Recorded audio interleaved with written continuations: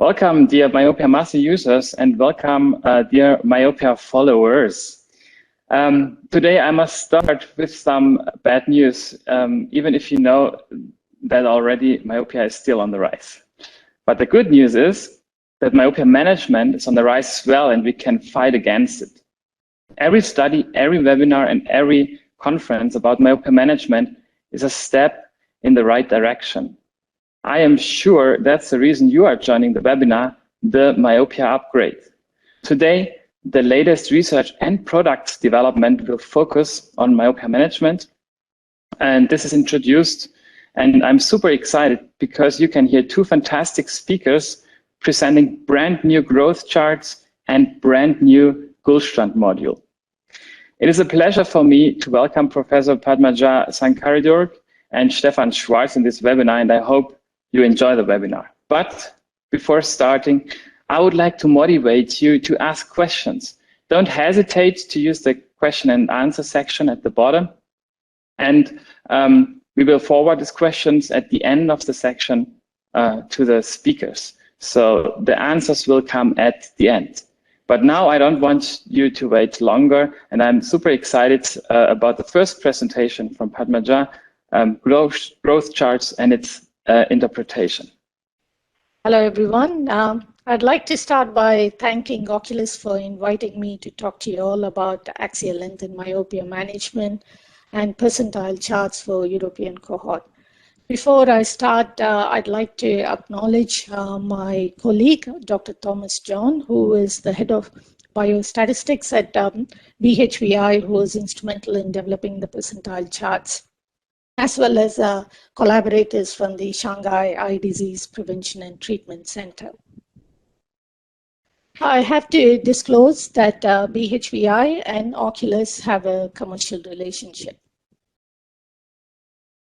So what exactly is myopia? If we look at the definition for myopia from the two peak bodies, which is WHO and IMI, you can see that myopia is categorized as a condition wherein the spherical equivalent refractive error is 0.5 diopters or worse in either eye. And when again, I mean, if you look at the criteria for high myopia, the criteria or the threshold has changed slightly, but the point is that the definitions consider only spherical equivalent refractive error. However, we all know that the underlying basis for myopia is an eye length that is longer than normal, or the focal length of the optical components of the eye, which is the cornea and the crystalline lens, is shorter than the eye length. And we also know that the underlying basis for the pathological signs associated with the complications associated with myopia, which is, for example, your myopic macular degeneration, retinal detachment, or chorioretinal atrophy, increased axial elongation is the basis. If we continue looking at the refractive error assessments that are commonly used to diagnose and monitor myopia, so we've got subjective refraction, non-cycloplegic refraction, as well as cyclorefraction. If we look at the repeatability and accuracy of these measurements, you can see that subjective refractive error is accurate to about half a diopter. Non-cycloplegic refraction is slightly worse. It's about 0.6 to 0.7, whereas cycloplegic or refraction, you can see that it is accurate, but there are other issues associated with cycloplegic refraction, and I'll touch on that a little bit later on in the lecture. In comparison, if we look at the repeatability of eye length measurements with the modern day optical biometers, you can see that they're highly accurate and repeatable. So, is there value in considering axial length measurements as part of what we do with myopia management? The summary is that yes, absolutely, there is value. And what I'm going to do for the next few minutes is try and bring you up to date in terms of what we know with respect to axial length assessments in screening or detection for myopia, monitoring progression of myopia, as well as predicting the future risk of progression, which is where the percentile charts come into play. So firstly, if we look at detection or diagnosis of myopia, we already spoke about cycloplegic and non-cycloplegic refractive error assessments, the repeatability of those assessments. If we look at the difference between cycloplegic and non-cycloplegic values in a given eye, and here we've got a data set of approximately 6,000 eyes, we can see that there is a significant difference for the younger children, as well as in eyes that have hyperopia, close to emmetropia, and low myopia. And in all of these cases, the non-cycloplegic refraction overestimates myopia. And this is not a new finding. It's been published quite extensively. However, in spite of that, in many parts of the world, non-cycloplegic assessments are still the only way to go, and that's because most of the eye care professionals do not have access to mydriatics or cycloplegics. Therefore, there have been attempts to try and improve on the accuracy that we see with the non-cycloplegic refractive error assessments. And what has been done is to try and increase the threshold or the cutoff criteria for diagnosing myopia. So instead of using minus 0.5, people have increased the threshold to -1 in certain cases. They've also tried to use uncorrected VA as part of the equation, because we know that when you have myopia, moderate amounts of myopia, your visual acuity falls. Again, you will see that there is a number of studies that are trying to improve on the accuracy of non-cycloplegic assessments. Here's a decision curve analysis that was conducted by our collaborators at Shanghai Eye Disease Prevention and Treatment Center.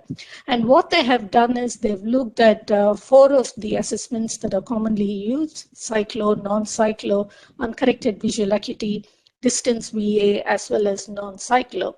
And the results are plotted on this graph here. It looks confusing, but what it actually says is that irrespective of the probability of developing myopia, which could be either low, moderate, or high, cycloplegic assessment is clearly the most accurate for detecting myopia. However, what is important from this slide is that in terms of net benefit, what is seen is that non-cycloplegic assessment with visual acuity is considered to have a higher net benefit. And the reason for that is, when you think about it, cycloplegic assessments, they require extra time, they require extra resources. Visual acuity is affected as part of, instilling a cycloplegic or mydriatic, as well as there is a recovery time from utilizing a cycloplegic or a mydriatic. Therefore, there is clearly a need for a rapid and an accurate assessment to try and understand the refractive error of the eye. And therefore, the question, does axial length have value in detection or screening for myopia? Here we've got a data set of 29,000 Asian eyes, and at first blush, if you look at this data, it appears that axial length might not have any value, because you can see for emmetropic or planar refractive error eyes, the axial length can vary anywhere from 21.5 to 25.5 millimeters. However, if we look at the data a little bit more closely, patterns and trends start to emerge. For example, if we look at axial length greater than 25.5 millimeters, here you can see that almost all of the eyes are myopic. In addition, there might be value looking at this data by age, gender, as well as by progression to see if there are any patterns. And that's exactly what we did. What we did was to segregate the data by age, by gender, and we looked at the axial length value, corneal curvature, and ALCR ratio, as well as spherical equivalent. And now you begin to see that there are differences by age, And then for a given age, if we look at males versus females, what we see is that females tend to have smaller axial lengths. They tend to have a steeper corneal curvature. And for a given AL by CR ratio, female eyes tend to have more myopia. And all of this has been published recently as part of the percentile charts that we produced for the Asian eyes.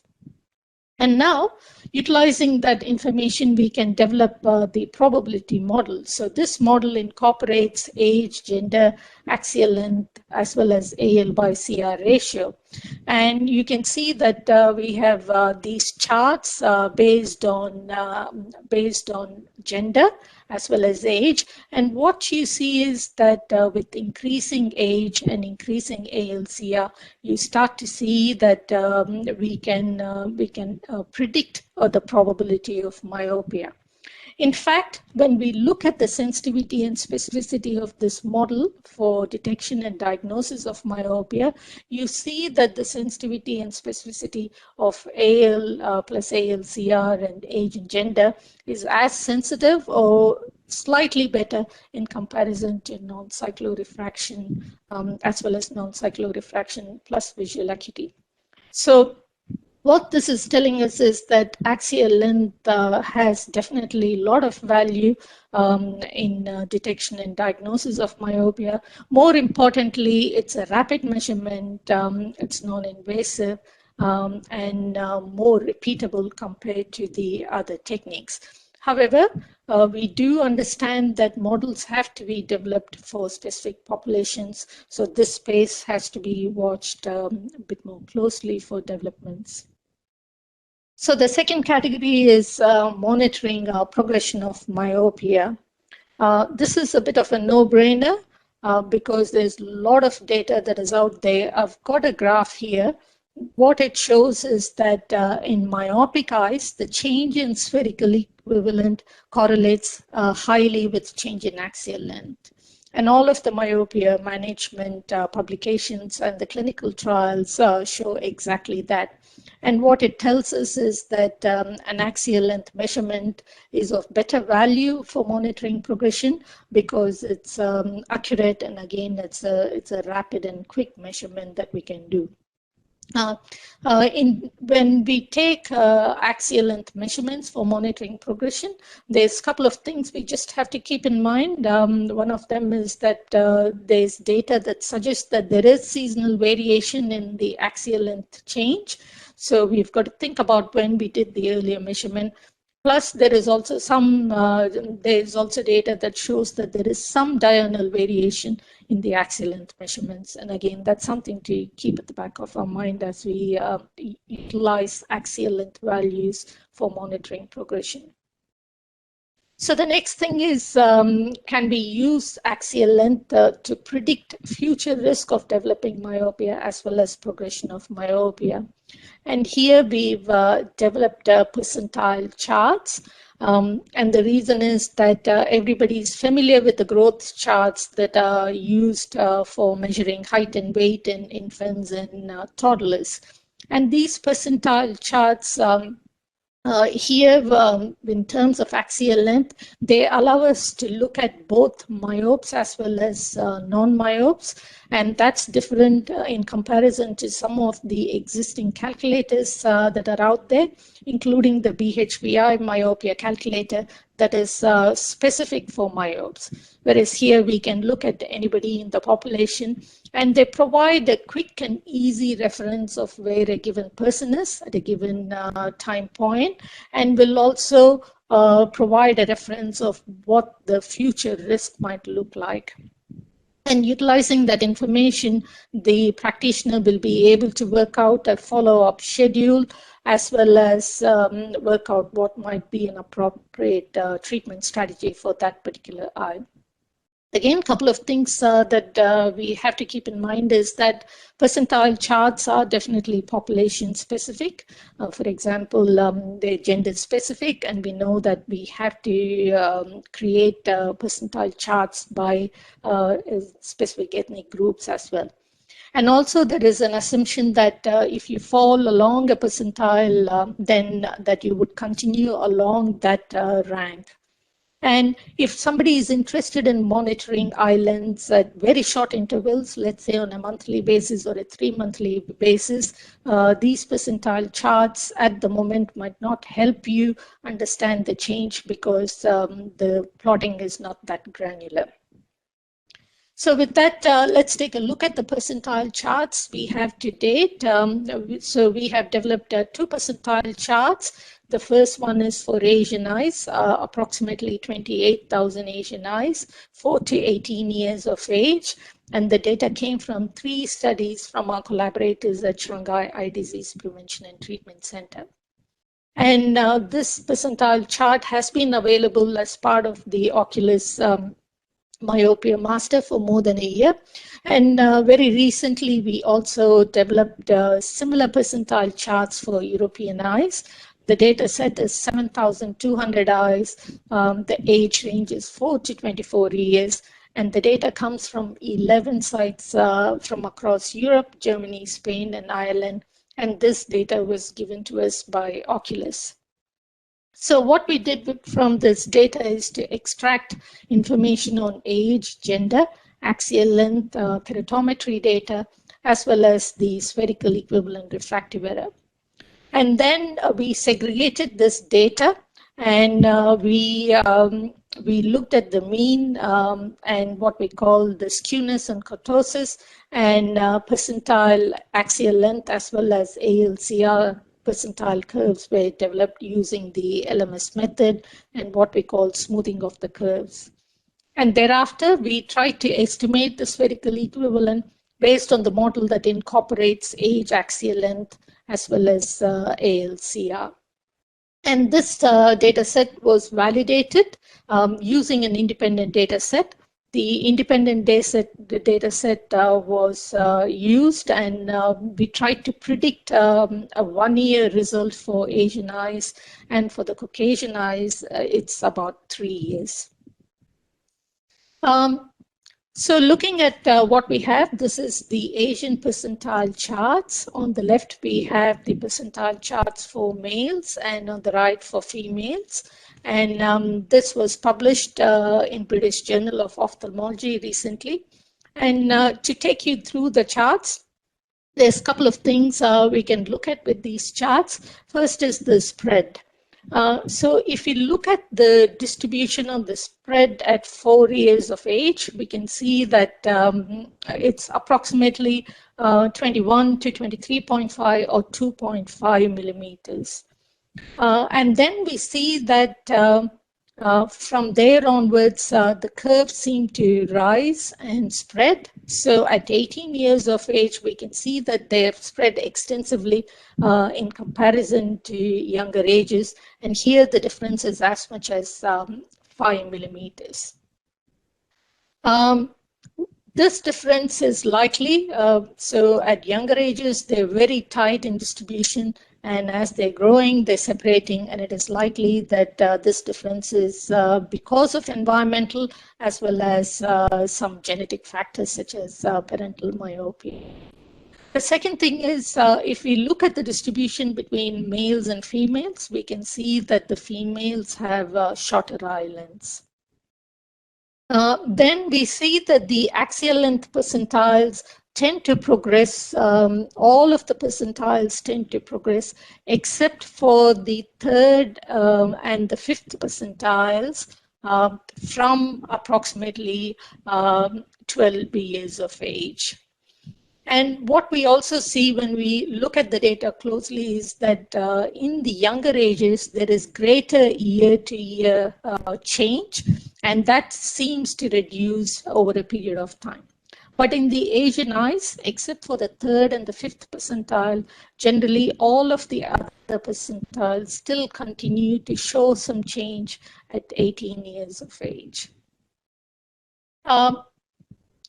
So now we've got the percentile curves for the European eyes. So again, here we've got the percentile curves for the males, for the Asian eyes on the left, and the European males on the right. So now if we compare between the Asian and the European percentile charts, what you see is that at 4 years of age, the spread is very similar between the Asian and the European eyes. You can see that in the Asian eyes, it's 21 to 23.5 approximately, and we see very similar distribution in the European eyes. But thereafter, what we see is that where in the Asian eyes the spread was quite large, we do not see that in the European eyes. So clearly the European eyes are not progressing as much as the Asian eyes. So if we look at the median percentile as an example, you see that in the median percentile in the younger ages, there was faster progression. You can see that it seems to be approximately 0.3, and then it reduced to 0.2 millimeters year to year in the Asian eyes. Whereas you can see that in the European eyes, it seems to be only about, in the younger ones, it's about 0.2, but it narrows down to about 0.1 later on. And then what we also see is that there's a lot more stability with the European eyes. We see that even with 10th percentile, where they seem to stabilize from approximately 12 years of age. So generally, there is slower growth in the European eyes in comparison to the Asian eyes, and much less year-to-year change from what we can see from this cohort.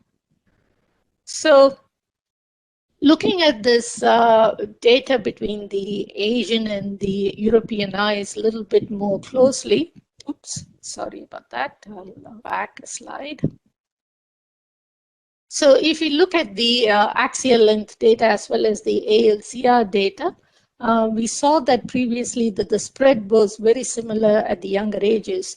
And here again, we see that generally both the populations seem to, the percentile curves seem to be hugging each other up until 6 years of age, and thereafter the Asian eyes seem to have taken off. And that that generally coincides with the increase in prevalence that we see in the myopic eyes in Asian populations around that age. And it is likely, there's data that suggests that it might be related to increased educational pressures that seem to appear early on in the Asian populations. But we clearly see that in the percentile charts that there is a separation happening from about 6 years of age. So now looking at the European percentile curves a little bit more closely, what we did was to look at these percentile curves and compare them to the other percentile charts or other data that has been published recently. So we've got a very small sample from Kearney et al., 140 eyes, and a more recent study of approximately 2,000 participants from Germany. So when we look at the data, what we see is that the spread of what we see appears to be very similar between these studies.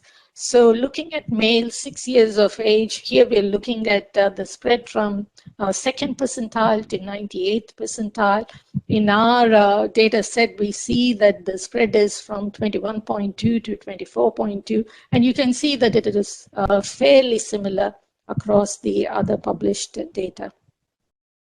Now, if we look at the data with respect to what we have, and one of the first studies that was published, that's Tiedemann, what we see is that, again, the spread is very similar. You see in terms of the axial length differences, it appears to be fairly similar, but then we also see some differences at the percentile curves.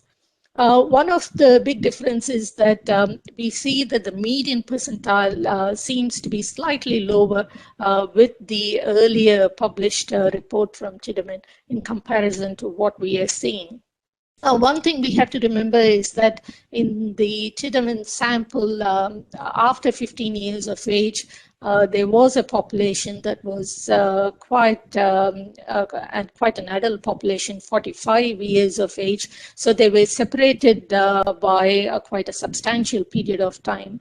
And generally, when you look at the percentile curves in the Tiedemann data, you can see that it's increasing like our sample does, but after 15 years of age, there is actually a decrease in the axial length chart.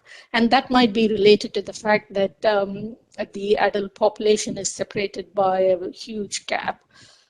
So it is possible that if you look at more recent cohorts, that they tend to appear more smoother and increasing as we're seeing in our population. But all of that needs to be examined a little bit more closely.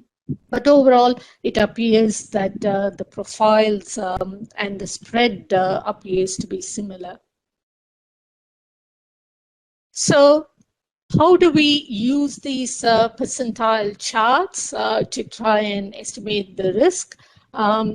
So if a person is coming in at first time or at baseline, then you take a measurement and it indicates where they are on the percentile curves. And if they're at the lower percentiles, then they have a low risk and also the future risk for developing myopia as well as progression of myopia is low. And once you have evaluated where a person is on the percentile chart, we should consider other risk factors, for example, parental myopia and lifestyle factors to arrive at a treatment strategy and a follow-up schedule. For example, if a child is at one of the lower percentile curves and they don't have any of the other risk factors, then you might see them at longer, you might schedule a longer follow-up visit for them rather than a child who has some of the risk factors and may be placed at higher percentiles. When a person comes back for follow-up, we basically try and see whether they are progressing along the percentiles or they have switched percentiles. And generally with the percentile charts at younger ages, because the distribution is tight, there is a possibility that you can jump some percentiles, whereas they tend to hug these lines much more closely as they get older. If there is a significant increase or a jump in the percentiles, that indicates that some of the factors might have changed and you might have to look closely. Generally, if you have prescribed or if the patient is using any of myopia control strategies, then you would expect that they either stay at the same percentile or they have lowered their risk and therefore have gone to a lower percentile. So they're fairly simple and straightforward to use. And in summary, yes, axial length measurements have a lot of value in management of myopia. They are rapid, they're non-invasive, and they're highly accurate. And we saw that percentile charts aid in predicting the future risk of myopia as well as progression of myopia. They of great use in monitoring progression of myopia. And we also seeing that axial length has value in screening for myopia, and our knowledge in this space is increasing quite rapidly. And I will finish there, and thanks very much for your attention. Thank you very much. This was a great presentation about, yes, percentile charts and also refraction, refractive error. Thank you, Pat, for that. I have several questions, but before I ask you these questions, I would like to mention that the percentile charts you have introduced from European eyes and also from the Asian eyes is included in the Myopia Master, and this is an exclusive contract we have with the BHVI that only we can use it. Okay, so let me start with the first question. This was about the cycloplegic refraction. Question is, we understand that cycloplegic refraction has a myopic shift. Should we correct this in clinical practice? In case we cannot use cycloplegia, which formula can we use? So that's a good question. Yes, definitely non-cycloplegic refraction is going to overestimate David, are you able to hear me okay? Yes, I can hear. Oh, good. Okay. Because the screen appeared to freeze. So yes, I was saying that non-cycloplegic refraction will overestimate myopia, especially if you're looking at younger children because their accommodation is quite active. So there is no, I mean, there's a couple of formulae that are out there, and one of them I'd mentioned. One way to address that would be to definitely consider the visual acuity measurements. If you think, if the value comes up as somebody being myopic, then you should expect to see a decrement in their visual acuity. If their visual acuity is normal, but you're reading significant amounts of myopia, then it is a sure indicator that you have overestimated myopia. Therefore, I suggest, and I'm happy to pull out the formulae and send them to David. I don't know if that's the best way to put that out as part of the presentation, but there's ways you can address that. Like I presented, one way is to use a higher cutoff criteria for diagnosing myopia, and definitely do take visual acuity into consideration. Okay, thank you very much for this answer. Second question, I think it was not clear how you calculate the axial CA-CR ratio. Maybe you can mention that. I think this is just a misunderstanding. Axial length over corneal curvature ratio is fairly simple. You just, so basically what we are saying is you don't take only the axial length in isolation. You take the axial length over corneal curvature, because now you're considering the corneal curvature as well.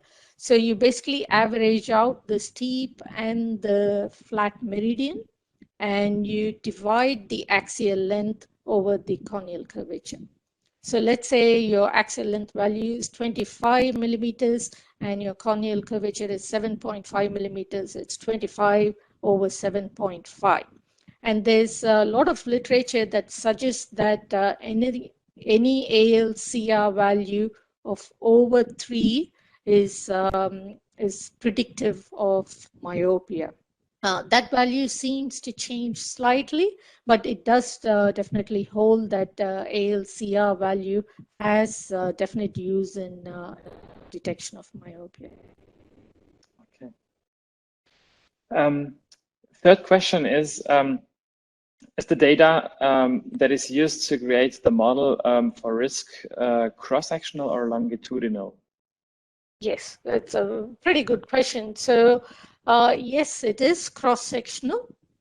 So what we have is 29,000 eyes across all the ages, and it is not a longitudinal data set. We have some longitudinal data in that some of the eyes were examined for about a year, but that's about it. So we stratified them by age, and we made sure that the bins were well represented in terms of development of the percentile curves. Okay, and the last question I have here is the actual length measurement interchangeable amongst different instruments? That is a good question. Generally, the axial length measurements shown to be, whatever data is out there, shows that they tend to be fairly accurate and consistent between instruments. The inter-instrument variability does not seem to be as much as what you would see for refractive error assessments. Okay. Thank you very much, Pat. In my eyes, it was a fantastic presentation. I think we went through the most of the questions. So we would like to continue with the next presentation about the new GRAS module presented from Stefan Schwarz. He's here, he's online, he will answer questions, but the presentation is recorded for some bandwidth issues or whatever. So it's easier for us to just share the video here. And whenever you have questions, we will answer that after this presentation. So let me just get into the file and present it with you. The video might be a little small, but there are some arrows at the bottom. You can just make it larger. This is how you can handle it. Hello, everyone, and thank you, Padmaja, for the update on the latest research from the Brian Holden Vision Institute. My name is Stefan Schwarz, and I want to thank Oculus as well for the invitation to speak at this seminar. My disclosures are that I'm in private practice optometry Schwarz. I'm involved in several clinical trials for companies like Alcon, B&L, among others, and I'm a speaker for Oculus and B&L as well. I put together a brief agenda about what I want to talk to you in the next 25 or so minutes. First, I want to introduce who we are and what we do. Then I want to explain why myopia is the #1 topic for us, the diagnostic state of art in my practice before we had the Myopia Master, the Myopia Master utilization in clinical practice, and some cases. The topic of who we are and what we do relates to the type of practice and the way we practice. After my graduation from the Arndt School of Optometry, I founded this practice in 1990 in Hildesheim, Germany. I set it up as a full-scope optometry practice with a very strong focus on contact lenses and specialty contact lenses. My strong professional interest in contact lenses led to a very specific patient profile. The majority of my patients was young, myopic, and female. The patient population was growing very fast, and this led to an amazing patient footprint over the last 3 decades. Also, this patient population holds a very high potential for myopia management, either in the group of my already existing patients or in their kids. Now, why is myopia, its treatment and correction, such a prominent topic to us and our patients? We understand that myopes feel visually disabled. Myopes see numerous limitations in their abilities to perform at sports in their all-day life. And myopes, most of the time, understand very well the potential risk of sight loss throughout the circle of life. Based on our experience, the typical myope comes with a very special personality. Usually they trust their eye care practitioners and they ask for professional advice, either when they get presbyopic or when they have family issues about vision and eye health for their kids or their parents. They trust us and they find a practice which represents a very high level of innovation and a very dedicated team. Now let's take a look at the diagnostic state of art before we had the Myopia Master in my practice. Along with several other examinations, we measured the refractive status of the eye and took key readings / topography to give us an orientation and, more important, to rule out certain abnormalities. We wanted to make sure that these eyes are healthy and suitable for contact lens fits. To give you an example of what we did, I have now the values of kid number 10 years old, no significant refractive error, and the corneal curvature is what we would expect from an eye that is very close to Gullstrand's normal eye. We would say in this case there's currently no need for prescription. Kid number 2 is quite different. It's 13 years old, and as you can see, there is a myopia of approximately -3 diopters and a significant astigmatism, which is a corneal astigmatism. This is a case of keratoconus, and we could treat this kid with keratoconus contact lenses. These answers were very clear and obvious to us. Still, we didn't know, and that was a question for the clinicians, what about the lens power in these eyes? What about the axial length and elongation in these eyes? And another important question we could never answer, what's the future perspective for my child? That was a question that parents were asking very often. As we were unable to take biometry readings and measure the axial length of the eye, we did something I would call in retrospective something like a professional guessing based on the key metrics refraction and corneal curvature. But we were wondering what the lens power was, and we had no information about the axial length or elongation of the eye. This professional guessing habit ended up in speculations that were not based on valid metrics. This always led to an ethical dilemma to, on one hand, provide all required information to the parents about the severity of the case, but on the other hand, without threatening the patients too much. But how could we know for sure if this patient was at risk to develop a high myopia or not? We couldn't. My colleagues and I felt very uncomfortable in this situation, and I wanted to stop this. I wanted to quote Gary Gerber, one of my gurus when it comes to myopia management.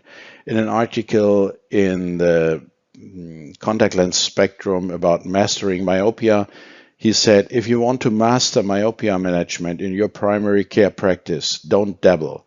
Get the technology that you need. So my first approach, like 10, 15 years ago, to solve this problem was a trial of an extra instrument for axial measurements in my practice. But if I would have decided that this option would be our choice, it would have meant extra cost for the extra equipment. It would have meant that it is time consuming to move patients between instruments. We all know that our regular instrument and instrument tables are adjusted for adult patients, usually. Then you have to adjust the chair, the table, the instrument. I mean, this doesn't play a big role if you only see 1 or 2 kids a day, but if you see 5 or 10 kids, it means a big deal of extra effort to the staff and is not very comfortable to the patients. The other thing is, if you have several information from different instruments, you need to bring them all together to calculate the axial length and all the other things you want to get out of these measurements. The next thing is, if you see the patient 6 months later, how do we know the trend? How can we determine what has changed? This is all not very comfortable and not very reliable. At least this was my decision and impression. Therefore, we were quite happy to have the opportunity to evaluate and test and do first trials with the very young at that time Myopia Master in August 2019. Here is a picture of our early patients. It's a 2-year-old boy, and as you can see, he didn't fit into the headrest very well, but with the slight adjustment of the chair and some support from our staff, we were able to take reliable measurements from him. So first, we only had a printout version of the results, but that already contained the interesting and important information. It was the date of the birth of the patient and the age. Then we had the autorefraction readings, the keratometric readings with the corneal curvature and the astigmatism of the cornea along with the axis, and in fact the axial length here at the bottom of the printout. This meant a big deal of help to us. To us, the release of the Myopia Master desktop software was another important step to complete the Myopia Master game-changing team. If you start the software, you see a desktop display like in many other softwares where you can search your database and distinguish patients by name, date of birth, or your personal ID. Once you've pulled out the patient you were looking for, you will receive their personal record with their patient name, the age of the person, and other demographics like their ethnicity and their gender. Also, you see at a glance the axial length, the autorefractive values, together with the corneal curvature and the corneal astigmatism. Also, on the right side, you can see another nice display about the growth profile of this patient. For example, this patient was 8 years for the first measurement, when we took the first measurement, and there is a prognosis in these dotted lines that in adulthood, this patient will end up being approximately a -2 diopter myope. Another very nice way of presenting the results is the so-called and just released Gullstrand display. On the left hand, you see a schematic picture of the eye, and on the right side, you can see the values that are contributing to the total refractive error related to the axial length, related to the corneal curvature, and related to the power of the crystalline lens.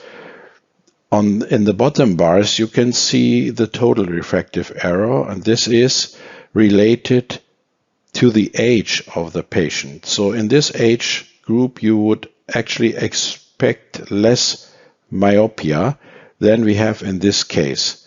That means that this person is more myopic than it should be at his actual age.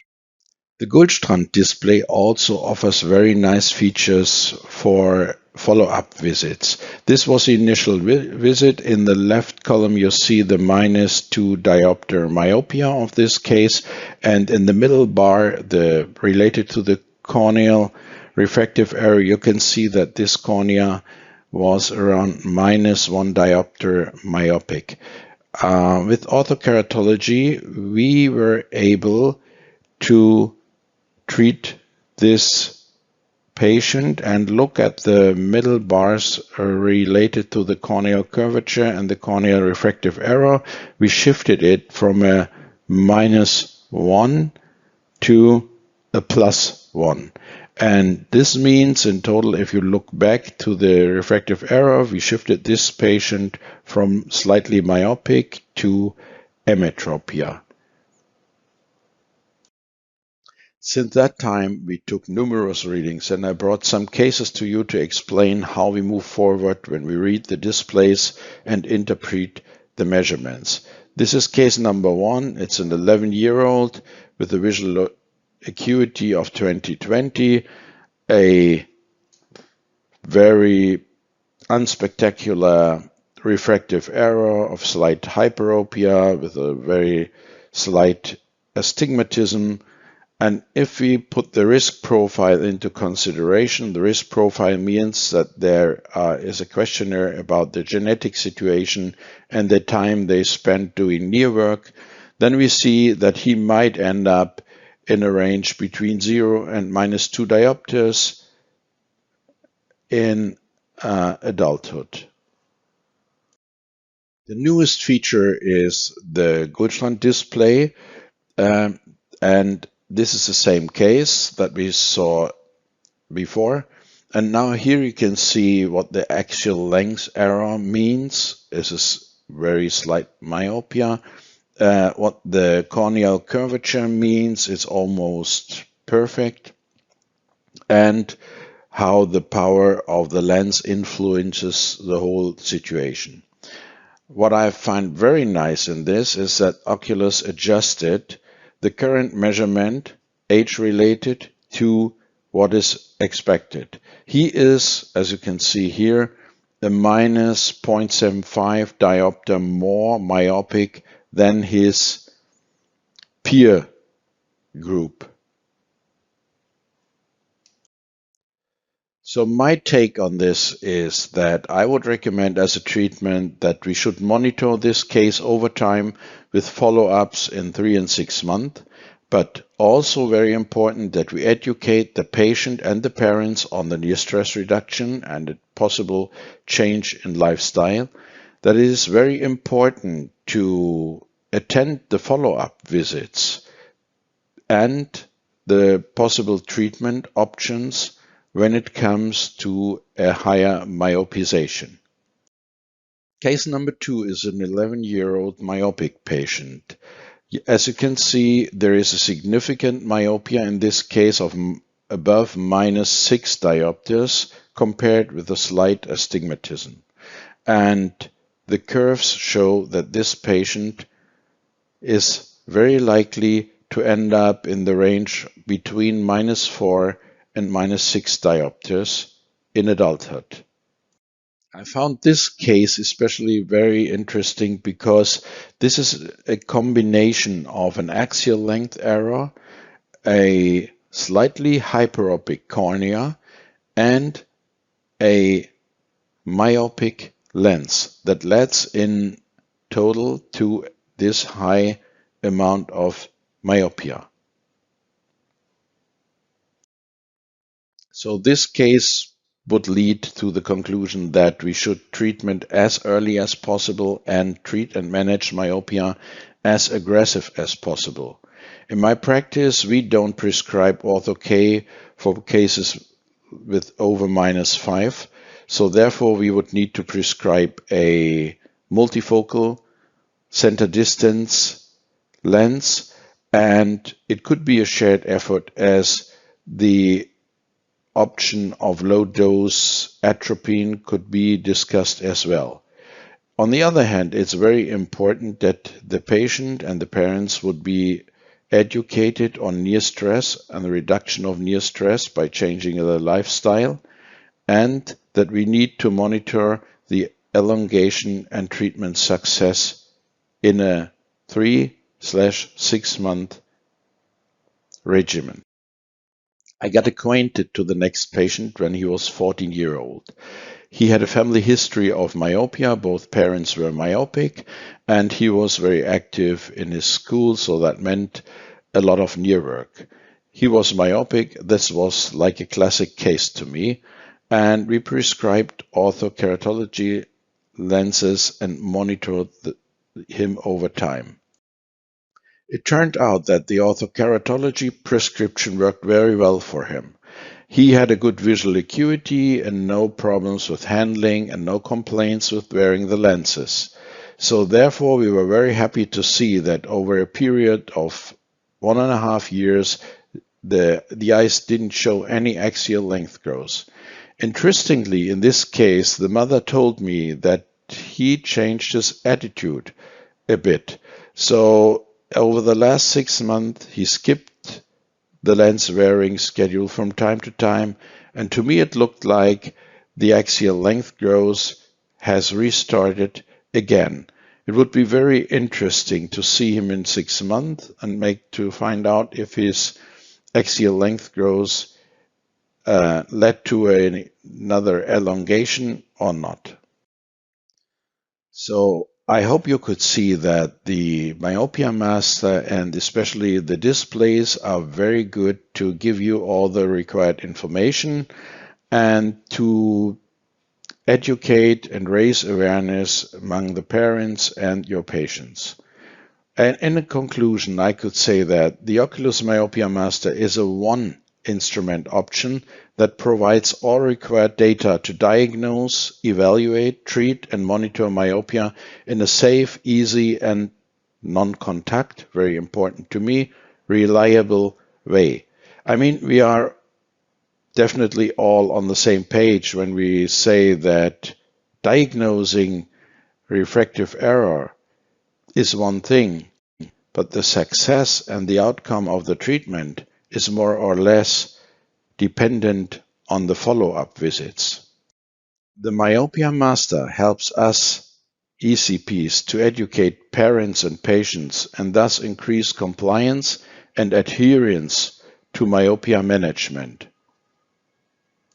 The Myopia Master is an invaluable add to my myopia management department. I'm sure that many of you would agree when I say that it is most of the time a real pleasure to work with kids, because along with the high responsibility, we have such a high impact and influence on their further development, on their eye health and their visual abilities.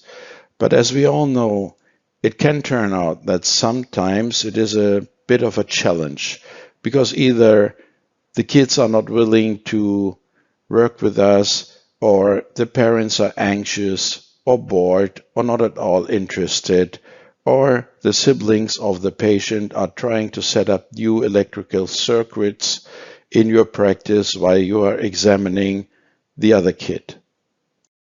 But from my current experience with the Myopia Master, I can confirm that since we are using this instrument, we have many more high five moments in my practice with happy kids, happy parents, and happy optometrists. Thank you very much for your attention, and we are ready to take your questions. Thank you. So, Mr. Schwarz, happy to have you here in person. We have a couple of questions. We got a couple of questions. So the first one is, how did the GRAS module change your clinical practice? Do you choose different treatment options now? Can you use it also for adults? So this is a multiple question. That's a very interesting question. The main change to my practice is that I see everything at a glance. It's like a myopia dashboard to me. And the other thing is I can use it very good to educate the patient and the parents about the things, as it is like a schematic eye. So they usually easily understand where the problems are. Is it either the axial elongation, or is it the cornea? Sometimes, like in the keratoconus case, we need to take more to do more diagnostics on the cornea if the cornea is very steep, and sometimes we need to monitor the axial length. So actually, this is my number one advantage of the GRAS module. The other thing, I didn't change my treatment regimen with that. Okay, thank you very much for that. The next question is, because the crystalline lens is showing different values, can we see accommodation with the GRAS? Well, I forgot the last part. It was if the last part of the previous question, it was if you can use it on adults as well. And I think yes, we can do it. And I think we are just at the beginning at a very steep learning curve about myopia. That came out very clearly to me in Padmaja's presentation as well. So I think with the more information we have over the time, we will see different